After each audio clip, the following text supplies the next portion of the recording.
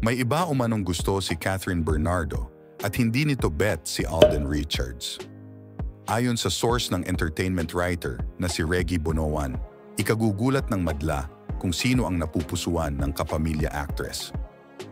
Mukhang mananatiling magkaibigan lang sina Alden at Catherine dahil may ibang gusto raw ang aktres na hindi naman binanggit kung sino, wika ni Bonoan. Magugulat ka ang sagot sa tanong namin kung sino ang gusto ni Catherine, dagdag pa niya. Matatanda ang madalas pag-usapan ngayon sina Catherine at Alden. Matapos maging isa sa bisita ng aktres, ang kapuso aktor sa ginanap na 28th birthday nito sa Palawan kamakailan, kung saan kinantahan pa siya ng huli.